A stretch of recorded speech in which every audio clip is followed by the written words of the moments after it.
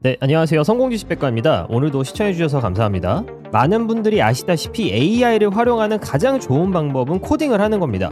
문제는 이게 너무나 복잡해서 초보자가 하기에는 뭘 어떻게 어디서 시작해야 될지 모른다는 게 단점인데요. 오늘 영상에서는 그런 분들을 위해서 기초부터 아주 자세하게 알려드릴 예정입니다. 특히나 윈도우를 사용하고 계신다면 오늘 영상 필수니까요. 꼭 끝까지 보시길 바랍니다. 네, 그러면 바로 시작해 보도록 하겠습니다. 자, 아마도 많은 분들이 내가 코딩을 한다 라고 하시면 이렇게 챗GPT나 클러드나 혹은 제미나이로 오셔서 여기서 바로 프롬프트를 입력하시는 게 기본일 겁니다. 저 역시도 이 AI로 코딩하는, 즉 바이브 코딩을 처음 배울 때는 이런 식으로 웹사이트에서 프롬프트를 입력해서 여기 나오는 결과물을 받아서 이 결과물을 그대로 사용하곤 했습니다. 하지만 제가 이 바이브 코딩을 반복적으로 사용하면 사용하는 만큼 훨씬 더 효율적인 방법이 있는 걸 깨달았는데요. 오늘 영상에서 여러분께 그 방법을 그대로 공유드릴 예정입니다. 그 방법은 다름 아닌 이 각각 AI 모델들에서 발표한 코딩 플랫폼을 사용하는 건데요. 이 챗GPT 같은 경우는 좌측에 보시면 코덱스라고 하는 코딩 플랫폼을 만들었습니다. 해당 버튼을 누르면 이렇게 코덱스 클라우드로 이동을 하는데요. 저희는 오늘 여기서 코딩을 할 게 아니고 이 가장 첫 번째 방법인 터미널에서 코딩을 하는 걸 보여드리도록 하겠습니다. 이 터미널을 사용하기 위해서는 사전 작업이 필요합니다. 아마 제 영상을 보시는 많은 분들이 윈도우를 사용하실 텐데요. 이 윈도우에서 코덱스 같은 이런 코딩 툴을 잘 사용하기 위해서는 WSL이라고 하는 윈도우 리눅스 하위 시스템을 설치를 해줘야 됩니다. 이 설치 방법도 사실 정말 간단합니다. 여기서 스크롤을 내리면 해당 설치 방법을 확인할 수가 있는데요. 조금 더 확대해서 보여드리면 여기 나오는 이 명령어를 그대로 사용하시면 윈도우에서도 이 코덱스 같은 툴을 사용할 수가 있습니다. 자, 우선은 여기 나와 있는 명령어, 첫 번째 명령어죠. WSL-2번 인스톨을 복사를 해주시고요. 윈도우 검색창에서 윈도우 터미널을 검색을 한 다음에 여기 나오는 해당 앱을 오른쪽 클릭해서 관리자 권한으로 실행시켜 주도록 하겠습니다. 자, 그러면 이렇게 윈도우 파워쉘이라고 하는 이 터미널 창이 열리게 되는데요. 여기서 방금 저희가 복사한 명령어를 붙여주시면 됩니다. 해당 명령어를 입력한 다음에 엔터를 누르면 우분투라는 게 다운로드가 되면서 여러분 윈도우 안에 WSL이라는 하위 시스템이 설치가 됩니다. 자, 그러면 이 설치가 다 완료가 되고 배포가 설치되었습니다 라고 하면서 여러분이 이 하위 시스템에서 어떤 유저 어카운트로 이용할지 아이디를 만들 수가 있습니다. 저 같은 경우는 제 채널명을 입력을 해줬고요. 여러분은 편하게 입력하시면 됩니다. 그리고 암호도 2번 입력해 주시면 됩니다. 자, 그러면 이렇게 초록색과 파란색으로 저희가 리눅스 하위 시스템에 접속을 한 겁니다. 여기서 가장 먼저 해주실 거는 여러분이 코딩을 하기 위한 폴더를 만들어 주시는 겁니다. 이 앞에 명령어 mkdir이라는 명령어는 제가 폴더를 만든다는 명령어고요. 뒤에는 폴더명을 뜻합니다. 그래서 이 명령어를 그대로 입력을 해주시면 아무런 일도 일어나지 않은 것 같지만 코딩이라는 폴더가 생성이 됐을 겁니다. 해당 폴더를 들어가기 위해서는 cd라는 명령어를 입력을 해주시고요. 띄어쓰기를 한 다음에 저희가 방금 만든 폴더 이름 코딩이죠. 엔터를 눌러주시면 이 경로가 바뀐 걸 확인할 수가 있습니다. 저희는 현재 이제 코딩이라는 폴더에 들어온 거고요. 여기서 이제 코덱스 설치를 이어가도록 하겠습니다. 자, 근데 여기서 아마 많은 분들이 윈도우와 이 리눅스의 차이를 조금 헷갈리실 수 있어서 부연 설명을 조금 드리자면 이 윈도우는 쉽게 말하면 집입니다. 그리고 그 집 안에 여러 가지의 방이 있는 건데 이제 그 중에 하나를 선택을 해서 게임만 하는 어떤 게임방을 만든 거예요. 그렇게 만든 게임방이 여기 보이는 WSL, 윈도우즈 리눅스 시스템이고요. 이 안에서 제대로 동작을 하기 위해서는 부품들을 채워줘야 됩니다. 아까 말씀드린 게임방을 생각해보면 이제 게임방을 제대로 사용하기 위해서는 모니터도 넣어줘야 되고요. 컴퓨터 본체도 넣어줘야 되고 음향 시스템도 넣어줘야 되고 넣어줄 게 많습니다. 저희 WSL에서는 가장 먼저 넣어줘야 되는 게 이 NVM이라는 건데요. 저희가 나중에 코덱스를 사용하기 위해서는 노드가 필요하고 이 노드를 관리해주는 툴입니다. 이 명령어를 그대로 입력을 해주시면 되고요. 지금까지 쓰는 모든 명령어는 제가 고정 댓글과 더보기에 올려놓도록 하겠습니다. 엔터를 눌러주시면 자동으로 설치가 진행이 됩니다. 자, 지금 설치가 완료가 됐고요. 그 다음 명령어 22번째 버전인 NVM을 설치를 하겠다. 엔터를 눌러줍니다. 자, 근데 설치가 완료됐는데도 불구하고 찾을 수 없다라고 합니다. 그 이유는 뭐냐면 여러분이 이 노드 매니저를 설치를 해주고 난 다음에는 이 터미널을 껐다가 키시거나 혹은 새로운 탭에서 이어가셔야 돼요. 저는 새로운 탭을 눌러서 여기서 실행을 해줄 거고요. 좀 확대를 해서 여기서 다시 우선 저희가 게임방으로 들어가야겠죠? WSL 명령어를 입력을 해줍니다. 자, 그러면 이렇게 들어가지고요. 저희가 만들어 놓은 폴더, 코딩 폴더로 이동하기 위해서 다시 한번 cd 스페이스바 코딩을 입력을 해줍니다. 여기서 설치를 할 겁니다. 아까 설치하는 이 NVM 2022 그대로 복사해서 여기서 다시 붙여넣기 한 다음에 입력을 해주시면 자, 이제는 정상적으로 설치가 진행이 됩니다. 자, 설치가 완료가 됐고요. 이제는 코덱스를 설치를 해주시면 됩니다. 명령어 역시 제가 같이 올려놓도록 하겠습니다. 명령어를 입력한 다음에 엔터를 눌러주시고 코덱스가 설치되는 걸 기다려주시면 되겠습니다. 자, 설치는 된 것 같고요. 여기 패키지가 애드가 됐다라고 하죠. 근데 npm을 업그레이드 할 수 있다라고 합니다. 이 npm이라는 건 마치 앱스토어에 접속을 해서 앱을 다운로드 받는 그런 개념이거든요. 근데 이 앱스토어를 업그레이드 해줄 수 있다라고 합니다. 뭐 요거는 이렇게 중요한 게 아니기 때문에 뭐 넘어가셔도 되고, 혹은 업데이트를 원하시는 분들은 여기 나오는 명령어를 그대로 복사를 해서 붙여넣기 한 다음에 엔터를 눌러주시면 업데이트가 완료가 됩니다. 자, 다 완료가 됐으니까 코덱스를 실행을 시켜봐야겠죠. 명령어는 간단합니다. 명령어는 코덱스를 입력하고 엔터를 눌러주시면 자, 이렇게 코덱스가 실행이 되는 모습이고요. 이걸 제가 조금 화면을 키워보도록 하겠습니다. 자, 이 코덱스를 사용하기 위해서 두 가지 방법이 있는데, 첫 번째, 챗GPT에 로그인을 해서 여러분이 뭐 프로 버전이나 플러스 버전을 구독하고 계실 경우 그 어카운트를 사용할 수도 있고요. 두 번째 방법으로는 여러분이 API 계정에 돈을 충전을 하셔서 거기에 남아있는 크레딧으로 코딩을 할 수 있는 방법이 있습니다.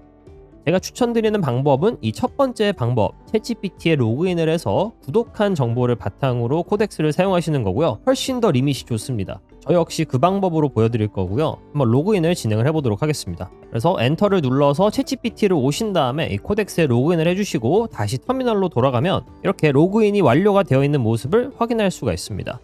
그럼 이제 여기서 엔터를 눌러서 진행을 할 수 있다라고 하죠. 엔터를 누르면 두 가지 모드가 나옵니다. 첫 번째 모드는 이제 코덱스가 모든 코딩을 할 때 여러분한테 일일이 물어보지 않고 자동으로 하는 거고요. 두 번째 모드 같은 경우는 어떤 작업을 할 때 여러분한테 물어보는 겁니다. 내가 이 코딩을 해도 될까? 내가 이런 변화를 줘도 될까? 처음 하시는 분들은 두 번째가 좋습니다. 물론 첫 번째 방법이 에이전트 방법으로 모든 걸 자동으로 해주기 때문에 편할 수는 있지만, 어쨌든 여러분이 어느 정도 뭐가 어떻게 돌아가는지 알면서 보시는 게 처음 바이브 코딩을 할 때 훨씬 좋거든요. 그래서 두 번째 방법을 추천드리고 엔터를 눌러줍니다. 자, 그러면 이제 코덱스에 진입을 한 거고요. 여러 가지 정보를 볼 수가 있습니다. 조금 제가 확대해서 보여드리면, 자, 첫 번째 어떤 모델로 쓰고 있는지가 보이고요. 요거는 슬래시 모델 명령어를 입력을 해서 바꿀 수 있다라고 하는데 한번 써보도록 하겠습니다. 슬래시 모델. 지금 보면은 슬래시를 눌렀을 때 제가 어떤 명령을 할 수 있는지 쭉 보이죠. 첫 번째 명령어 모델을 입력을 해주고요. 엔터를 누르면 세 가지 모델을 볼 수가 있습니다. GPT-5 코덱스가 있고요.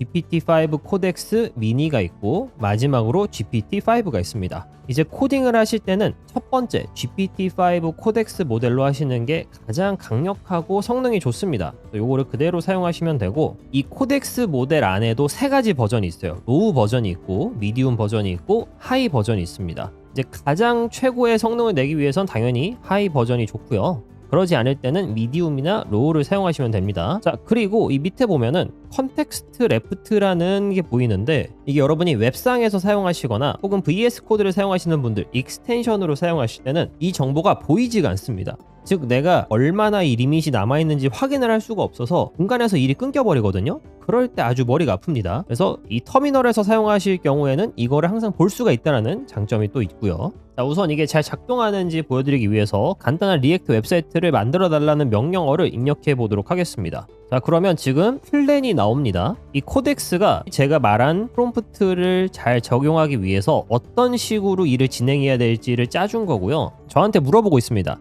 본인이 이 하위 폴더에 심플 리액트 사이트라는 폴더를 만들 거다 해도 되느냐?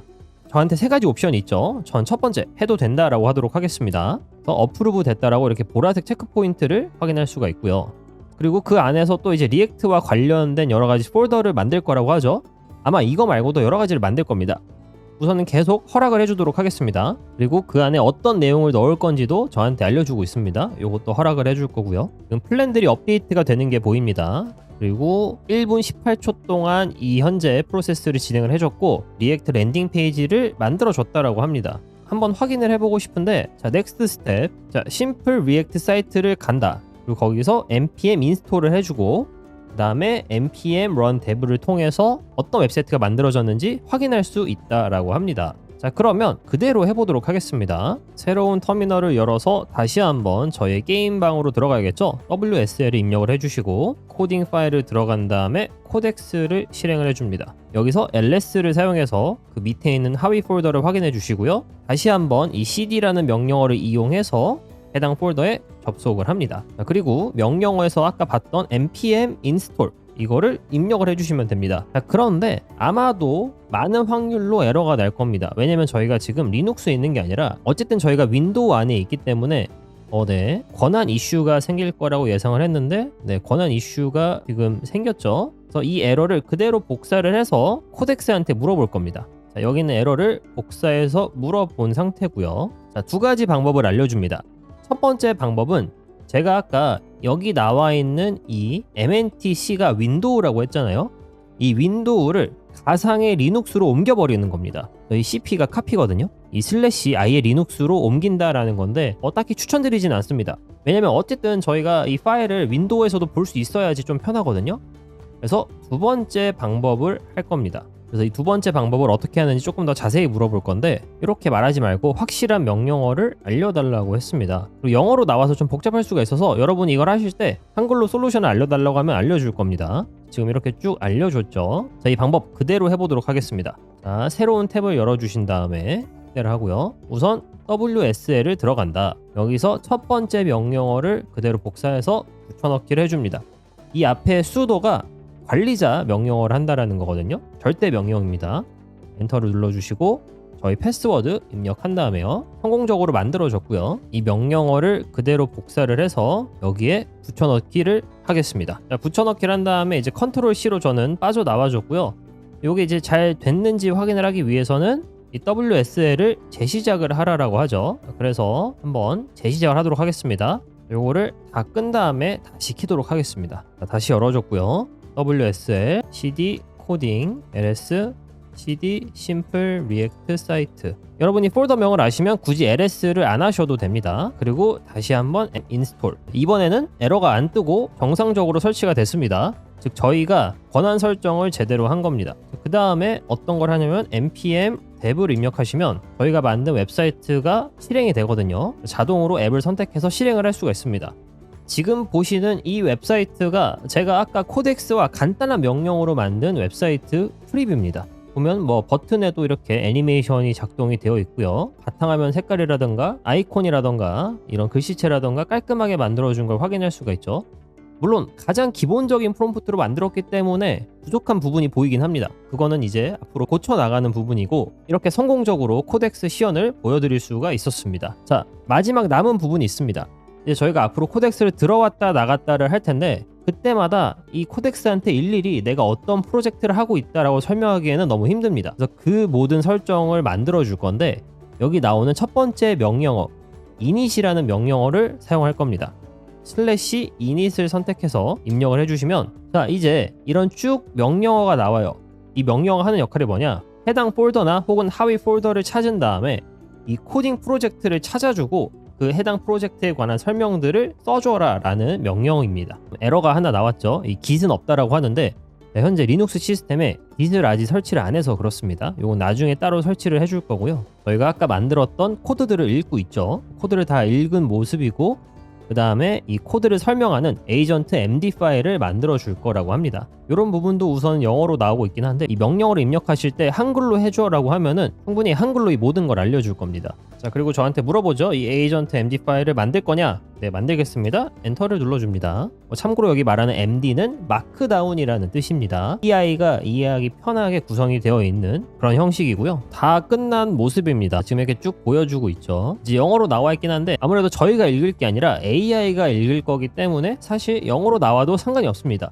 오히려 이 지시 같은 경우는 영어로 하는 게 훨씬 더 AI가 잘 알아듣고요. 그래서 쭉 보면은 저희 프로젝트에 대해서 간단하게 설명을 해주고 있는 모습입니다. 그래서 다음에 여러분이 새로운 터미널을 들어와서 이 리눅스 시스템을 실행을 시킨 다음에 여기서 다시 코덱스를 실행을 시킨다 하더라도 이미 이 MD 파일이 만들어져 있기 때문에 지난번에 했던 코드를 이어서 할 수가 있게 되는 겁니다. 이게 엄청 강력한 거거든요. 이제 앞으로 이 해당 관련된 영상들을 제가 공유 드리면서 어떻게 이 MD 파일을 가장 잘 사용할 수 있는지 그리고 하나의 에이전트가 아니라 여러 개의 에이전트들을 작동시키면서 터미널을 활용한 바이브 코딩을 가장 효율적으로 활용할 수 있는지 방법들을 모두 알려드리도록 하겠습니다. 그래서 여러분이 윈도우를 사용하고 계시다면 반드시 이 리눅스 시스템 WSL을 꼭 사용하시는 걸 추천드리고, 오늘 제 영상을 보시면서 직접 따라해 보시는 걸 적극 추천드립니다. 네, 제 오늘 영상은 여기까지고요. 영상이 도움이 되셨다면 좋아요와 구독 그리고 알림 설정까지 부탁드립니다. 지금까지 성공지식 백과였습니다. 감사합니다.